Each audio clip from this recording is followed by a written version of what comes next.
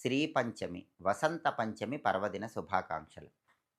మాఘమాసంలో శుక్లపక్షంలో వచ్చే పంచమి తిథిని శ్రీ పంచమి లేదా వసంత పంచమి పేరుతో జరుపుకోవటం, సరస్వతీదేవి జన్మదినంగా, ఆవిర్భావ దినంగా ఆ రోజు సరస్వతీదేవిని పూజించటం అనాదిగా వస్తున్న సంప్రదాయం. 2026 సంవత్సరంలో జనవరి 23 శుక్రవారం వసంత పంచమి అయ్యింది. కాబట్టి వసంత పంచమి సందర్భంగా సరస్వతీదేవిని పూజిస్తే అద్భుత ఫలితాలు కలుగుతాయి.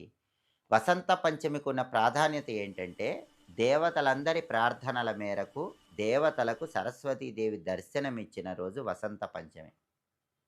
శ్రీకృష్ణ పరమాత్మ సరస్వతీదేవిని విగ్రహ రూపంలో ప్రతిష్ఠించి ఆవాహన చేసి పూజ చేస్తే, శ్రీకృష్ణుడికి ప్రత్యక్షమై లోకపాలకుడయ్యే శక్తిని కృష్ణుడికి సరస్వతీదేవి అనుగ్రహించిన రోజు వసంత పంచమి.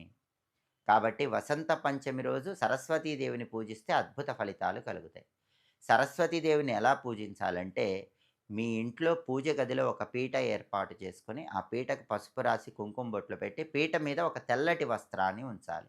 సర్వ శుక్లా సరస్వతి అన్నారు. సరస్వతీదేవి మొత్తం కూడా తెల్లటి చీరలో తెలుపు రంగులో ప్రకాశిస్తూ ఉంటుంది. అందుకే పీట మీద తెల్లటి వస్త్రాన్ని ఉంచాలి.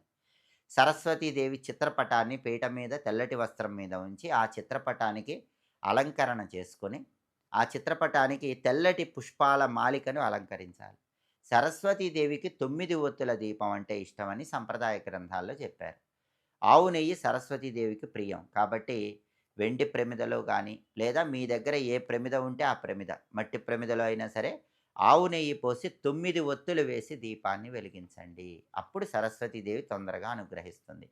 తెలుపు రంగు పుష్పాలతో సరస్వతీదేవి ఫోటోకి పూజ చేయండి. మల్లెపూలు, జాజి పూలు, నందివర్ధనం పూలు ఇలా తెల్లటి పుష్పాలతో సరస్వతీదేవిని పూజిస్తూ ఓం ఐం సరస్వత్యై నమః అనే మంత్రాన్ని 21 సార్లు చదవండి. సరస్వతి అష్టోత్తరం చదివితే మంచిది. చదువుకోలేని వాళ్ళు ఓం ఐం సరస్వత్యై నమః అనే మంత్రాన్ని 21 సార్లు చదువుకోండి. సరస్వతీదేవికి ప్రత్యేకమైన నైవేద్యాలు సమర్పించాలి. పాలు, పెరుగు, తేనె, ఆవు నెయ్యితో చేసిన పదార్థాలు, తెల్లటి బెల్లం, లేత కొబ్బరి, లేత కొబ్బరి బోండా నీళ్ళు, రకరకాలైన పండ్లు ఇవన్నీ కూడా సరస్వతీదేవికి ప్రీతిపాత్రమైన నైవేద్యాలు. చెరకు ముక్కలు కూడా సరస్వతీదేవికి ప్రీతిపాత్రం. వీటిలో ఏవైనా సరస్వతీదేవికి నైవేద్యంగా సమర్పించండి. అలాగే సరస్వతీదేవికి సంబంధించి ఒక అద్భుతమైనటువంటి స్తోత్రం ఉంది. దాన్నే సరస్వతీ కవచం అనే పేరుతో పిలుస్తారు. ఈ సరస్వతీ కవచానికి విశ్వజయం అనే పేరుంది. అంటే విశ్వం మొత్తంలో కూడా అద్భుతమైన పాండిత్యాన్ని అనుగ్రహించే శక్తి ఈ సరస్వతీ కవచానికి ఉంది. యాజ్ఞవల్క మహర్షి అనే పేరు కలిగిన మహర్షి కూడా తను నేర్చుకున్న విద్యలన్నీ మర్చిపోతే ఈ సరస్వతీ కవచం చదివి తను మర్చిపోయిన విద్యలన్నీ గుర్తు తెచ్చుకున్నాడని పురాణాల్లో ఉంది. అంతటి శక్తి ఈ సరస్వతీ కవచానికి ఉంది. వాల్మీకి మహర్షి ఒకప్పుడు బోయేవాడిగా ఉన్నప్పటికీ అంత గొప్పవాడయ్యాడంటే సరస్వతీ కవచం చదవటమే కారణమని కూడా పురాణాల్లో చెప్పారు. అందుకే ఈ సరస్వతీ కవచానికి విశ్వజయం అనే పేరొచ్చింది. శ్రీ పంచమి, వసంత పంచమి రోజు సరస్వతీ కవచం చదివినా, విన్నా సంవత్సరం పాటు విద్యార్థులు బ్రహ్మాండమైన మేధాశక్తి, పాండిత్యంతో విద్యారంగంలో తిరుగులేని విజయాలు పొందుతారు. అయితే సరస్వతీ కవచం చదువుకోలేని వాళ్ళు దానికి ప్రత్యామ్నాయంగా సరస్వతి ద్వాదశ నామ స్తోత్రం అని ఉంటుంది. అది చదివినా కూడా అద్భుత ఫలితాలు కలుగుతాయి.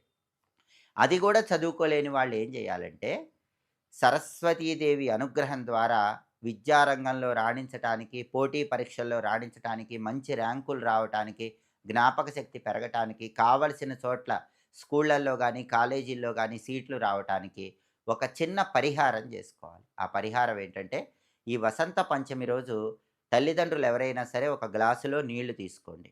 ఆ నీళ్ల మీద అరచెయ్యి ఉంచండి. అరచెయ్యి ఉంచినప్పుడు ఈ 4 వేళ్ళు కూడా నీళ్ళని తాకేలాగా ఉంచండి. ఓం ఐం వాణ్యై స్వాహ అనే మంత్రాన్ని 108 సార్లు చదవండి. ఓం ఐం వాణ్యై స్వాహ. ఈ మంత్రం చదివేటప్పుడు ఈ 4 వేళ్ళు గ్లాస్ మీద ఉండాలి. వీలైతే నీళ్ళని తాకుతూ ఉండాలి. 108 సార్లు ఈ మంత్రం చదివిన తర్వాత, ఆ మంత్రించిన నీళ్లు మీ పిల్లల చేత త్రాగించండి. దానివల్ల సరస్వతీదేవి సంపూర్ణమైన అనుగ్రహం కలిగి సంవత్సరం పాటు విద్యారంగంలో తిరుగుండదు. ఐం అంటే సరస్వతీదేవికి ప్రీతిపాత్రమైన బీజాక్షరం. అందుకే ఓం ఐం వాణ్యై స్వాహ అనే ఈ మంత్రంతో అభిమంత్రించిన నీళ్లు మీ పిల్లల చేత తాగిస్తే అద్భుత ఫలితాలు కలుగుతాయి.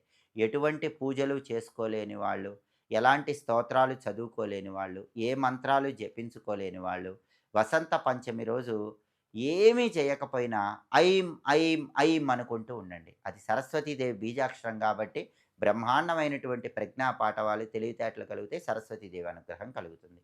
జనవరి 23 శుక్రవారం శ్రీ పంచమి, వసంత పంచమి సందర్భంగా సరస్వతీదేవిని ఇలా పూజించి సంవత్సరం మొత్తం సరస్వతీదేవి అనుగ్రహానికి పాత్రలు కండి. ఎప్పటికప్పుడు పండుగల సందర్భంగా ఆసక్తికరమైన విశేషాంశాలు తెలుసుకోవాలంటే ఆధాన్ ఆధ్యాత్మిక ఛానల్‌ని తప్పకుండా సబ్స్క్రైబ్